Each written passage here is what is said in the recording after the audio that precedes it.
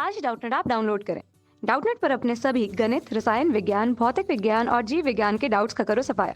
बस प्रश्न की फोटो खींचो, एक ही प्रश्न को क्रॉप करो और तुरंत वीडियो सोल्यूशन पाओ। अभी डाउनलोड करें। दोस्तों, हमें आज एक सवाल दिया गया है जिसमें हमें कहा है कि एक वृत्त की दो जीवाएं PQ और QR केंद्र O से समदूरस्थ हैं। यदि QS व्यास है तो सिद्ध कीजिए कि QS कोण PQR और कोण PSR दोनों को समद्विभाजित करता है। देखिए, सबसे पहले हम अपना चित्र बनाने की कोशिश करते हैं। यहाँ पे हम हमारा वृत्त बनाते हैं। सबसे पहले ये हमने बनाया हमारा वृत्त, और इसमें हम अब दो जीवाएं बनाएंगे दोस्तों, PQ और QR। यह हमने बनाई हमारी PQ और यह बनाई QR दोस्तों। अब हमें क्या कहा गया है कि यह O केंद्र से समदूरस्थ है, तो हम इनकी केंद्र से दूरी बना देते हैं दोस्तों। यहाँ पे मान लीजिए यह हमने बनाई केंद्र से दूरी इस जीवा की, और इस दूसरी जीवा की भी केंद्र से हमने बनाई दूरी। अब देखिए दोस्तों, यदि हम इसे AB कहें, नहीं PQ दिया गया है ना हमें, तो यह P, इसे दोस्तों कहें हम Q, और दूसरी क्या है जीवा, दूसरी है QR। तो R आ गया यहाँ पे, और यह है केंद्र बिंदु। और दोस्तों हमें कहा गया है कि यदि हम इसे कहें कि यह M है और यह है N, तो हमें MO बराबर NO दिया गया है, यानी यह केंद्र से समदूरस्थ है।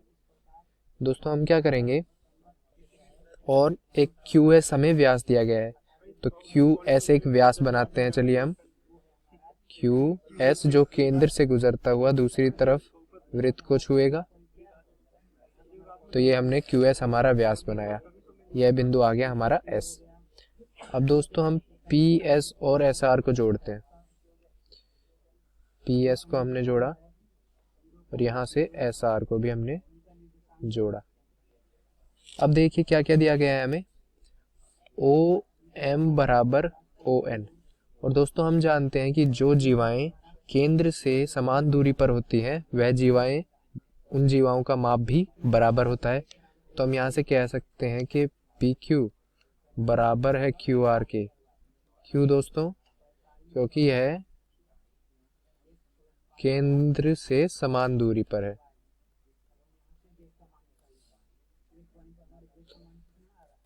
अब देखिए, यदि हम देखें यहाँ पे त्रिभुज, आप देखिए इसको, त्रिभुज QMO को और त्रिभुज QNO को, तो हम इनमें क्या देखते हैं कि हमारा OM बराबर है ON के, और हम क्या देखते हैं दोस्तों कि यह कोण कितना होगा। यदि हम केंद्र से दूरी निकालते हैं आप किसी जीवा के साथ, तो कैसे निकालते हैं, एक लंब खींचकर। तो यदि हम केंद्र से कोई लंब खींचते हैं जीवा पर, तो वह उसे समद्विभाजित करता है दोस्तों। तो यह लंब है, तो यह 90 का कोण, यह भी 90 का। और क्योंकि यह लंब इस जीवा को समद्विभाजित करेगा, तो हम क्या कह सकते हैं, PM बराबर होगा, यह PM बराबर होगा QM के। और इसी तरह हम क्या कह सकते हैं कि यहाँ QN बराबर होगा RN के। हम यहाँ लिखते हैं इसे कि यह PM, इसे अलग लिखते हैं दोस्तों,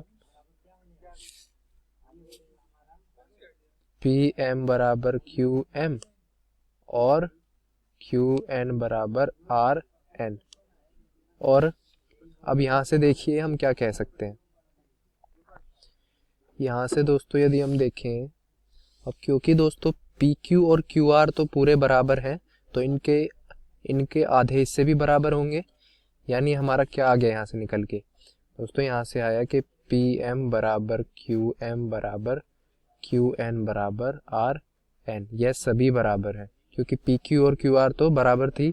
अब देखिए हमने क्या कहा यहाँ से, इन दोनों त्रिभुज में OM बराबर ON तो था, और हम क्या कहेंगे अब, और हम कहेंगे कि अब QM बराबर QN, और यह जो कोण है हमारा, कोण QMO बराबर कोण क्यू एन ओ ये दोनों ही 90 है।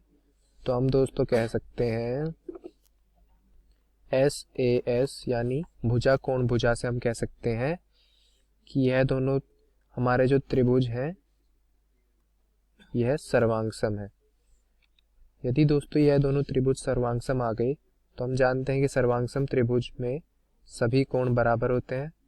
तो हम कह सकते हैं कि यहाँ से यह दो कोण हमारे बराबर आ गए। कौन कौन से? एम क्यू ओ और एन क्यू ओ। तो कोण एम क्यू ओ बराबर आया कोण एन क्यू ओ के। क्यों? क्योंकि त्रिभुज क्यू एम ओ सर्वांगसम आया त्रिभुज क्यू एन ओ के। अब देखिए दोस्तों, तो यहाँ से यह दो कोण बराबर आ गए। अब आप देखिए त्रिभुज पी क्यू एस और त्रिभुज आर क्यू एस को। त्रिभुज पी क्यू एस और त्रिभुज आर क्यू एस में हम क्या देखते हैं? पी क्यू बराबर क्यू आर, और क्या देखते हैं हम कि कोण पी क्यू एस बराबर कोण आर क्यू एस। अभी देखा हमने।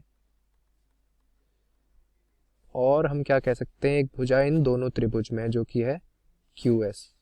तो क्यू एस बराबर क्यू एस भी हमने लिखा।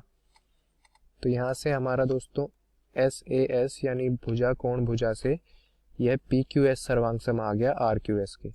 यदि यह दोनों भी सर्वांगसम आ गए तो हम क्या कह सकते हैं कि यह जो कोण होगा यह इस कोण के बराबर आ गया हमारा, यानी कोण जो हमारा पी एस क्यू है वह आर एस क्यू के बराबर आ गया। तो कोण पी एस क्यू बराबर कोण आर एस क्यू। क्यों? क्योंकि त्रिभुज पी क्यू एस सर्वांगसम है त्रिभुज आर क्यू एस के। तो अब देखिए दोस्तों, हमें क्या कहा गया था सिद्ध करने को कि जो क्यू एस होगा, यहाँ पे क्यू एस जो है वह पी क्यू आर और पी एस आर दोनों को समद्विभाजित करता है। तो पी क्यू आर को भी समद्विभाजित करा इस क्यू एस ने, और किसको? पी एस आर को भी दोस्तों समद्विभाजित करा।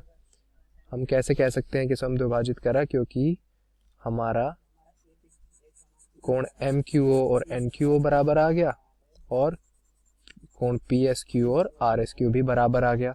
तो क्यू एस ने इन दोनों कोणों को समद्विभाजित करा। धन्यवाद।